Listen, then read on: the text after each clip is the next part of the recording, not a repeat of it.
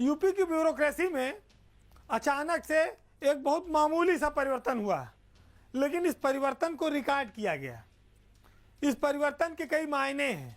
ऐसी स्थिति में जब मंत्रियों और विभागों के प्रमुख सचिवों और एसीएस के बीच तालमेल का अभाव चल रहा है, मंत्रियों की स्थितियों को कमज़ोर माना जा रहा है, ब्यूरोक्रेसी मनमानी कर रही है, तब ये परिवर्तन इम्पॉर्टेंट है। परिवर्तन ये है कि बिजली विभाग में अपर मुख्य सचिव ऊर्जा के पद पर एम देवराज को हटाकर वहाँ पर अवनीश अवस्थी को चार्ज दिया गया है। अवनीश अवस्थी के पास यूपीडा और गृह विभाग जैसे बहुत बड़े बड़े महकमे पहले से हैं, लेकिन अचानक से ऐसा क्या हुआ कि एम देवराज को ऊर्जा में जिनके पास 7 चार्ज था, उनको अपर मुख्य सचिव का चार्ज हटाना पड़ा। चर्चा इस बात की है कि एम देवराज मनमानियों के लिए प्रसिद्ध हो चुके हैं बिजली विभाग में, और यहाँ तक कि उनके जो मंत्री हैं अरविंद कुमार शर्मा से भी उनका तालमेल अच्छा नहीं है। इस वजह से सरकार पर दबाव था कि देवराज के हवाले पूरा बिजली विभाग करके इसका भट्ठा बैठाने से रोका जाए, क्योंकि जहाँ जाओ वहीं देवराज बैठे हैं, चाहे ऊपर चाहे नीचे। कोई फरियाद अगर एक जगह से रिजेक्ट हो गई तो फिर उसको 7 जगह पर सुनने वाला सिर्फ एक ही आदमी है। सरकार को भी शायद इस बात को महसूस हुआ। देवराज की इतनी ताकत कैसे, इस पर आगे बात करेंगे।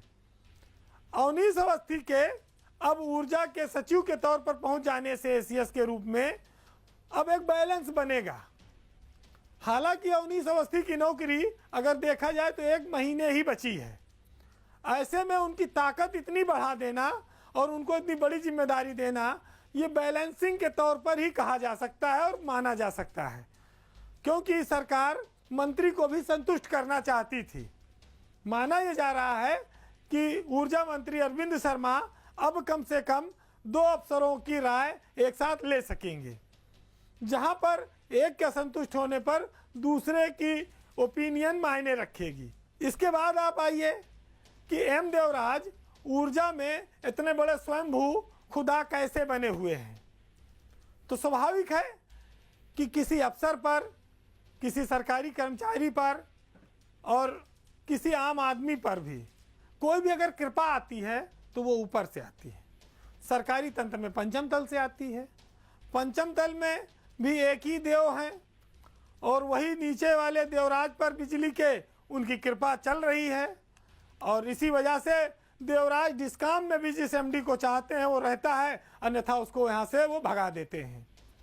और माना यह जा रहा है कि देवराज के पास इस समय यस मैन अफसरों की एक लंबी लाइन है, जिसमें मध्यांचल के एमडी भवानी सिंह खंगारौत और पश्चिमांचल के एमडी शामिल हैं। ये एम देवराज के एक इशारे पर बड़े बड़े निर्णय कर देते हैं। अरविंद मलक्पा बंगारी भी उसी में से एक है।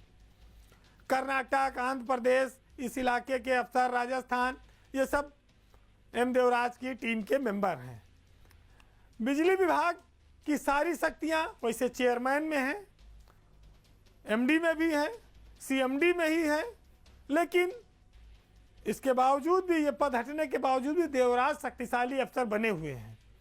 ये जरूर है कि अवनीश अवस्थी भी सरकार के बेहद महत्वपूर्ण अफसरों में हैं।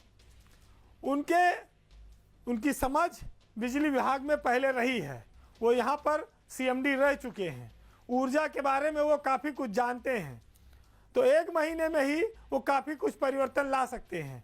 आने वाले दिनों में हो सकता है कि एम देवराज को बिजली विभाग से रुखसत भी होना पड़े, कोई नया अफसर वहाँ आए। अब ये परिवर्तन मामूली है, लेकिन इसके संकेत बड़े हैं और आने वाले दिनों में इसका असर भी बड़ा दिखाई पड़ेगा।